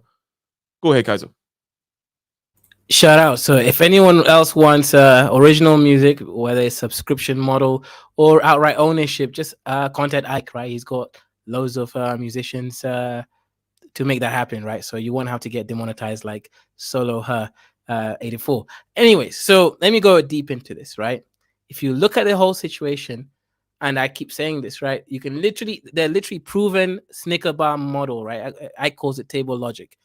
Buy Me a Coffee is a great platform. You don't have to worry. As long as you're not kicked off YouTube like Andrew Tate et al., you can still make money by using these platforms, PayPal, Cash App, and Buy Me a Coffee. Buy Me a Coffee is great because it brings up your message automatically there. You just have to refresh it, right? You don't even have to get the API that I was talking about. There are tech-driven models to still make you make money. And I stated, I'm a living proof. I made loads of money before I got monetized by using that model. And my channel is tiny. I barely made a couple thousand the other day, right? So there's that. Now, what I want to add here is this, right? I want to ask all the people over here on the panel, if they can actually answer this, it's great. If not, it's fine. But are you guys focusing on a Black Manosphere multimedia network? Are you guys all part of some kind of multimedia network where you can share each other's platforms, have some kind of general but not too specific understanding of what you are? Because if you do, brother, not to cut you off, but we had this conversation in 2017, and shout out to LAR. LAR was the only dude that was willing to put his money where his mouth is. The rest of the people were just capping. So I'm not trying to be dismissive of you. I'm just telling you that this conversation has been had before. And the reality is, unfortunately, when it comes to as a collective, it's not going to happen. If you're a nigga, you got to do it your fucking self. Right. Okay, fair enough. So I'll dead that aspect there for a moment, right? For right now, for example, myself and One Man One to Mo, shout out to the £2 super chat. and a couple other people like we are trying to do that, right? Even this case shows that is part of the whole scenario, right? It's a multimedia network of channels. Everyone here is a content creator, etc. I believe that's the only way forward, right? Because if we do help each other, promote each other, if someone does set up their own station, what they're able to do is promote their channels and make sure at least the personhood. For example, Solo TV84, I remember your channel, right? I remember the same tales. Bro, you got to set up another channel and do that stuff, because that stuff was fire, right? It is what it is, right? That stuff was fire. I still remember it, right? Back in the days. So my comment is this, right? We have to leverage the current situation of tech, find the tech solutions to this problem. I doubt that YouTube will kick any of us off, because I don't think any of us are so off-range in terms of large size or influence, or let's say going against the zeitgeist. None of us are so anti-X to be on that extreme, but we can't get demonetized as has happened. I suggest that we use the tech models that I'm suggesting here. API for the whole OBS, PayPal, Venmo, Cash App, buy me a coffee stuff, and then still link up the message so people can still donate. And also, if you don't want to do that yet, just use buy me a coffee. You can just update the website there, and it will show up the messages, and you can still bring it up to allow us to move forward. And I would say creating a platform is difficult. Even if we have users, we have issues, so a database, bandwidth, which unless we find a very successful way to monetize and get ads and, make it sort of, user friendly, that's going to be very, very difficult. So I suggest we create a network and build up the personality model, like Tommy Sotomayor. Whether you like him or not, that guy is able to move audience one side or the other because of the personality. Dr. Thunder, I don't know if you wanted to expand upon what you commented when I was playing the lead attorney's video. In other words, the idea of sure. I mean, so and some folks are making some comments in the chat too that I think are pertinent. So for instance, let's see here. I mean, I made my comment about how it was on Rumble, and somebody jumped right in and said, but they still represent YouTube and are affiliated. Right. So one thing to recognize is that, and that sort of was my point, that there's certain terms of services in being part of the affiliate program, which means that it's not just about you presenting information on your platform. It's sort of like whatever you say, no matter where you are. Mm-hmm. Right. And so then they can get you that way. And, there's those terms of service that nobody reads. They're hiding a lot. Well, it's not hiding, actually. They're actually saying what it is, but it's sort of hidden in plain sight, I guess. We'll put it that way. Because, when documents get beyond a certain length, that's when Dusty Ninjas stop reading. So you have to understand what it is that you're signing and conduct yourself accordingly. Now, like I said before, I do think that, as technology continues to develop, there's going to be, people will adjust to what the new technology is. And there will be a solution for this problem. And I have seen a number of folks. Donovan Sharp has SharpStream, for instance. And he was one of the first folks creating his own platform. He has his own platform. So if he wants to do something, and he does a lot of review, he'll review dating shows. That's something that he does, gives a blow by blow. But you can't do that on YouTube because of the copyright issue. Shit. Who's watching that? These 18 to 25-year-olds, respectfully, Dr. Thunder, they're not watching Donovan Sharp. They're watching Fresh and Fit. They're watching Pearl. They're watching Steph is Cold. So I'm talking about these. Let's keep it to the younger generation and not these old niggas that are washed up. Well, I mean, I think you're presuming what it is that I'm talking about, and I'm not necessarily I'm restricting not it to any. presuming anything, but I know for a fact these young niggas are not watching Donovan Sharp. They're watching Fresh and Fit. They're watching Steph is Cold. I'm trying to get the young niggas' minds, the young generation, the young brothers. I don't give a fuck about a nigga that's 45 or older. If they don't get it by now, they're finished, in my opinion. Okay. So my point still stands. The point is not about the age of the person using the platform. The point is about getting around copyright issues, and also not having to restrict what it is that you say and how you say it, because it's a platform that you yourself own. That's the point. Now, if people are watching it or not, that sort of goes against the point that you were making earlier. The point you were making earlier about how people, somebody like Ramil was able to basically go to a different platform and people will follow them there. You used the Alex Jones, who I think is older than 45, by the way.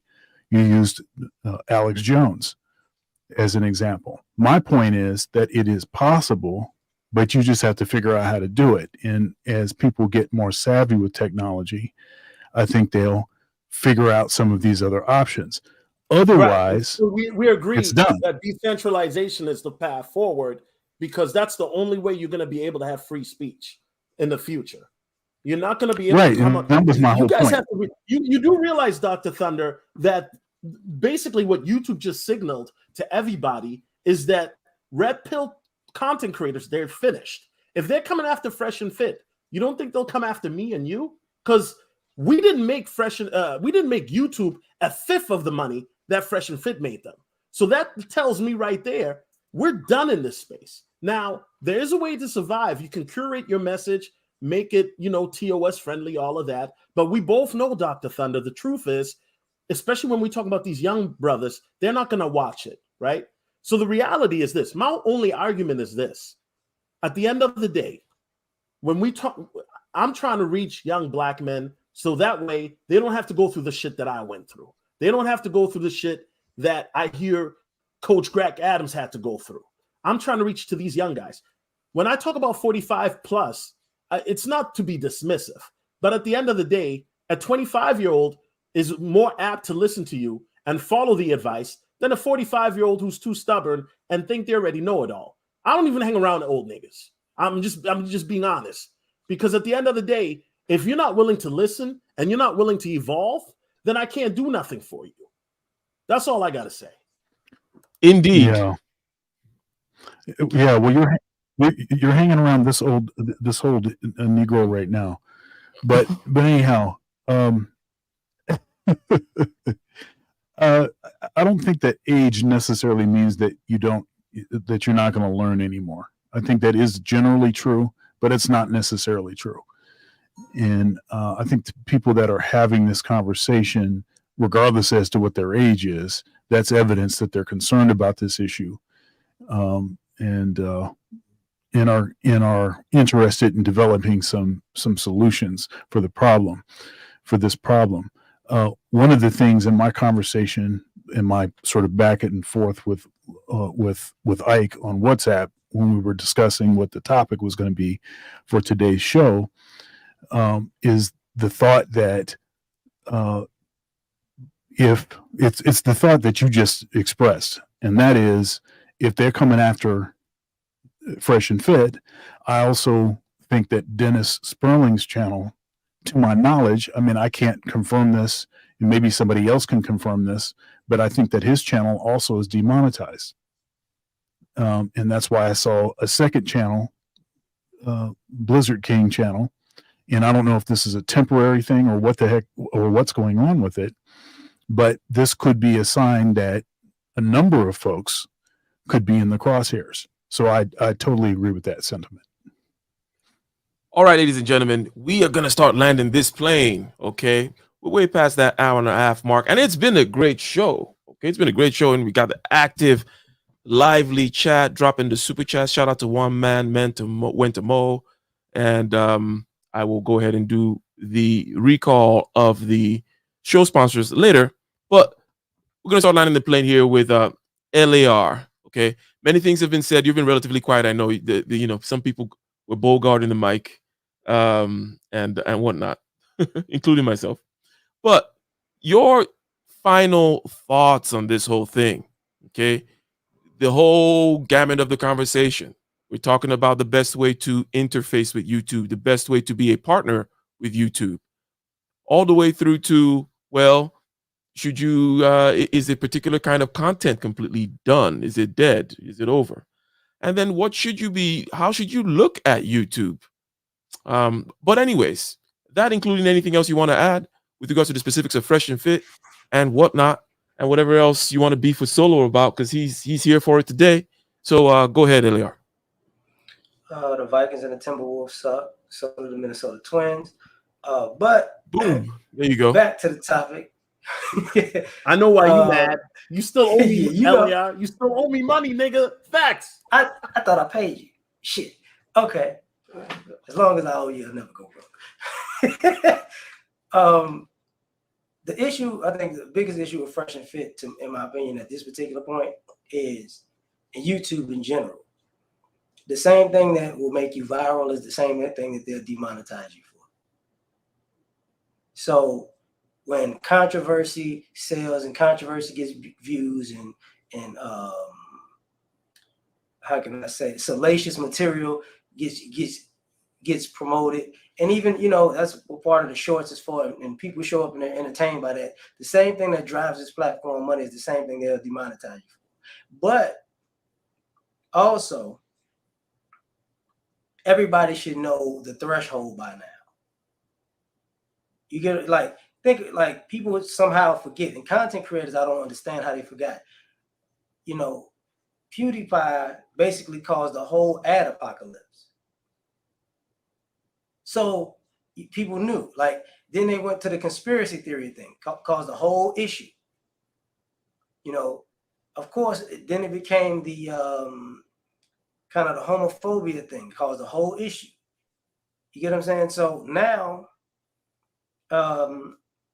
that's part of the issue. They were in that realm. I can't necessarily say racism, because YouTube has this habit where if you're really disrespecting Black people, that's really not an issue with this platform. Now, when you get above disrespecting Black people to other people, then it becomes an issue. So that's, to me, we're going to always have this kind of issue, especially in the Black community online. So that's the crux of it. They know the stuff that got them hit up. And even if it was on Rumble, the problem is what? If you do something on another platform and you're on this platform predominantly, same background, same show, if somebody clips it and puts it in social media, the news, it's going to look like what? A YouTube channel. Because that's what they're going to assume it is. So YouTube's like, hey, man, basically a copyright strike on a different channel, kind of, so we all if you're doing your channel and you want monetization and you want to make money on YouTube, just know, the same thing to make folks laugh or make you cry at the end of the day. But I figure they're going to get their monetization back in a month or so. All right. So Kaizo and then Solo. So Kaizo, what are your closing thoughts? How do you want to wrap this up? Go ahead. Yeah, so I want to disagree slightly about them getting their monetization back. According to what they've told us, they haven't told us that they had 3 strikes or something. As far as we know, YouTube made a concerted effort to say, hey, look, you're no longer able to make money on that platform. However, look, let's be realistic, right? They did not get removed from the platform. That's 1. 2, Fresh Prince CEO has his channel. Myron Gaines has his channel, right? What they could easily do, those channels isn't monetized, right? They could run them in tandem and literally say, hey, guys, if you want to send super chats and donations, do it on this channel. The business model is similar to mine, right? How I make money is, Ike, you know this, right? People come in and call Africans dusty, right? They send money to see Africans have a tribal warfare. Same thing with the Myron and the Fresh guy, right? They call in or not call in, sorry, they send super chats to make fun of 3 or 4s. That is a business model that happens there. So I doubt that, you know, if they're high IQ and they have a basic brain, they can simply monetize the other channels, run them in tandem, and say, hey, look, if you want to send super chats, do it here. All they have to do is just simply employ me, send me an email on Kaizo. Wait, Jonah. time out. Wait, I just gotta go ahead. add something that you may not know, but they got Yeah, go ahead. demonetized from all 5 of their channels, sir. Not Dang, just the main channel. Yeah, YouTube comes for the juggler, sir. They don't just come for one.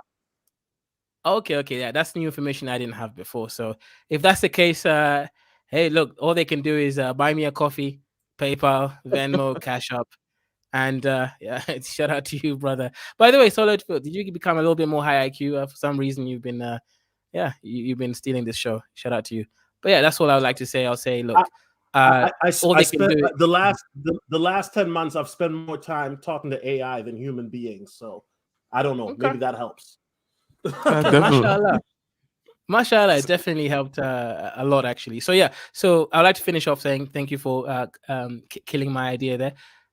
Focus on the tech, bro. Use the idea that I said about OBS. Integrate some API for the screen messaging on Buy Me a Coffee, PayPal, Venmo, and Cash App, and I think that will still allow them to operate until they can sort of find a permanent solution. But yeah, that's what I would say. And I'll say in terms of free speech, if I think you were there on the platform that I made the stream about these guys when they made fun of the Abba Preach, right? And I stated, you went too far, and this is the same thing I said, right? You made fun of the Yahoo Boys. You cannot talk about Yahoo Boys in a negative sense. Just leave that stuff out. Make fun of blacks, whites, just leave the Yahoo Boys out. That's what I would say. Indeed. And we're going to go to Solo TV 84. And I did just end the poll. Okay. The poll says, is Google/YouTube racist? And we have 45% saying yes. And no taking the win with 54%. Solo TV 84. Give us your closing thoughts, sir. Yeah. Nobody cares about that bitch ass nigga poll. So anyway, as I was saying, and shout out to Ike. And by the way, Dr. Thunder, you know, I've got the ultimate respect for Dr. Thunder. I'm not coming out Dr. Thunder on some snake shit or hating, not at all. But I want people to understand that this right here, when we're talking about this red pill in 2023, we're talking about fighting for the youth. We're talking about the young guys. I know people are saying, "Oh, Solo, you're old too." Yes, I'm old. That's why now my content is curated more for the younger men, because I don't care about them old niggas. Now let's continue with what these bars. So here's the thing. At the end of the day, let me just state this. I don't condone the whole Myron rocking the white hoodie. I don't condone the Nick Fuentes interview and even that Zerka weirdo. I don't condone that, right? I don't. The reality is this. You know, sometimes it's like Kevin Samuels said. When it came to Fresh and Fit, he was right. It's like Icarus flew close to the sun, right? And sometimes, and knowing these guys, when it comes to marketing and social media, Fresh is a genius. A lot of people don't know that. When I first met Fresh, he was asking me questions that people that I've met on YouTube, that have been on YouTube for 10 years, didn't even have the intelligence to ask me. This was before he even had a channel. So what am I saying? They will be fine. They have a loyal audience that will ride with them, a loyal audience that really believes in what they say, because there's a lot of young men out here that are frustrated, a lot of young men out here that are struggling. They've been lied to by society, their parents. And that's why Fresh and Fit, Andrew Tate, the Sneakos, that's why they blew up out of nowhere, is because they're talking to the youth. We're still here, a bunch of niggas talking about old nigga shit. Meanwhile, the youth are telling us what they want is on their concern, what they're worried about, and we're being dismissive. And this is one of the reasons why I always say, as an old nigga, I can learn new tricks. Why? Because at the end of the day, I know how shitty dating is. I've been in the dating field. I've been in relationships. I know how shitty it is. So I can only imagine if you're 22, 23, and you're broke trying to date these busted ass, raggedy ass, ratchet ass females with their mindset, how terrible it has to be. You know what I'm saying? So at the end of the day, the solution is very simple, whether people agree with me or not. Men have to ban. If men are really real about this, there are different solutions. But let me keep it basic, so that way I can follow these bars, right? The simple solution is start developing your own infrastructure, your own website, your own servers, your own apps, right?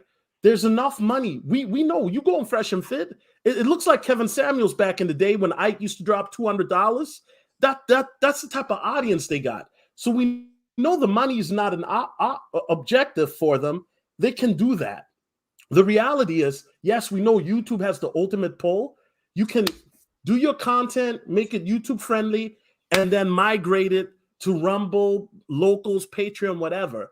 But at the end of the day, we're going to continue to face this problem until we do our own infrastructure. Now, we had Black Avengers TV a few years ago, but I can't really rate that because that shit was some weirdo website for incels. We got to have a real decentralized platform where you can go in, and if they try to shut you down, they can't. So at the end of the day, the power's to the people. Are y'all going to stay getting bent over and fucked in the ass, pause, by YouTube? Or are you guys going to finally do something about it and say, you know what? We're tired of this feminist bullshit. We're going to have our own infrastructure at the very least. Because we know you Negroes ain't going to get politically active. So what the fuck is it going to be? Is it going to be, because I know when these AI robots come out, y'all niggas is going. But that's not for another 10, 20 years. So what the fuck are y'all going to do in the meantime? That's all I got to say. Mic drop. Indeed, they are waiting to drop their pants for the AI overlords, sir. Very well put. Very well put. So, Dr. Thunder, you're going to close us out in what has been an active show about the death of Black YouTube, whereby Black YouTube is kind of being used as something adjacent to kind of a certain kind of sensationalism that is outside the Overton window of the powers that be. Dr. Thunder, what are your closing thoughts? Yeah, who's the comedian? 5150 Corey Holcomb. I mean, this is the kind of thing that could affect his show too. He says all kind of wild stuff on his show. So it's not just so-called red pill that should be on notice about this. And to your sentiment, Solo, I know we just talking on a panel right now, mutual respect. And if it wasn't for your content, I wouldn't be on here right now. Your content was the first content that red pill content that I actually checked out. So anyhow, yeah, it's a problem that needs to be solved. I think those that have the resources will be able to solve this, because as Solo put it, it's not a revenue issue. It's not that you don't have people that people are willing to spend money to support Fresh and Fit. If you have that kind of base, then you can go somewhere else. This is one of the reasons why Kevin Samuels used to preach being platform agnostic. And so he'd have stuff on Instagram, he had stuff on YouTube. Those are the main platforms, but there are other platforms. There's a lot of other platforms. Depending on what it is that I'm doing, so my morning shows tend to be just on YouTube, but a lot of my other stuff tends to be simul-streamed. And I'm doing that as a safeguard. Also, I'm doing it because I want to reach more people, but I'm also doing it as a safeguard. So if YouTube goes down, if one of the other platforms go down, I can still be, doing my show, no problem. But yeah, to a point also that Solo was making about if they're willing to go after folks that are making YouTube a lot of money, like Fresh and Fit, then you dusty ninjas that are getting $5 super chats instead of the $500 super chats or whatever, that ain't no money. So with no remorse, they will, get rid of you. So folks have to be on notice and need to be careful. Getting off of relying only on one platform is the key. That is the key. And as far as the Overton window goes, the Overton window has and will continue to shrink. It is shrinking. It is shrinking. And even though there seems to be a sort of pushback from the sort of political right against the sort of feminism taking over too much territory, as it were, and the pendulum being pushed too far to one direction, you need to understand that as they push that pendulum back, they're also pushing back against you, Negro. And that's thanks to all of the caucusing that Black folks have done with the rainbow. And so shall it be, for so it was written. For after God punished them, the rainbow came out. I don't know, something like that, right? No. Actually, the rainbow came out after the flood, Ike. That's what I'm saying, right? After God punished them with the flood, the rainbow came out. Open the floodgates of heaven, let it gay. Hey, Ike, real quick, and once again, Dr. Thunder, I wasn't trying to raise my voice at you. It's just that I'm the comic relief, but sometimes I come in like a firecracker. You know what I'm saying? Because real talk, you guys, I love your energy levels because then my energy is a little bit higher than yours. I just say that respectfully. You know what I'm saying? But yeah, no beef with Dr. Thunder. I fuck with Dr. Thunder. I don't want people to say, "Oh no." You know what I mean? Yeah. I think if people are paying attention, they'll know that that's the case. Yeah, but doesn't matter what happened, That's man. cool. Your Car Thunder videos are getting good views, man. Even I've been out here clicking in them, listening to them when I'm going out there in the gym. Shout out to you, brother. Indeed. Well, ladies and gentlemen, this has been a great one. Thanks again for all the super chatters. Thanks again for all the support. Thanks to Chilani for buying, sponsoring other people's with the memberships. Kaizo did the same thing. Thank you to you too. Anti-Gravity also super chatted. Mrs. I got a H question, super Ike, chatted. actually. It went to my brother. That's kind of weird, man. Does YouTube know who's family and stuff? That's crazy, right? Interesting. So, ladies and gentlemen, again, I get some more XRP, my nigga. Not now. I'll let you know when. But yeah, XRP is going up $3 by the end of the year, bro. Indeed, and by the way, Bitcoin is hovering and it's going down a little bit in terms of around that kind of $25,000 range right now. It's probably going to get down to 15, but don't bet on it. But I think once it goes up, it's not coming back to these areas again. So we're looking probably like 2025 for us to see another nice little summer of 2020 type situation after the halving. Those who know after the halving of the Bitcoin cycle and whatnot. But anyways, ladies and gentlemen, case closed, 4 p.m. Eastern Standard Time. Come to Dr. Thunder's channel next week where it shall be. Dr. Thunder and I will be doing also our regular Wednesday show, getting ish done, and all that other Skills and resources. Shout out to AM1 in the building. Skills and resources. Indeed. So, ladies and gentlemen, we are out. Thank you very much. Peace.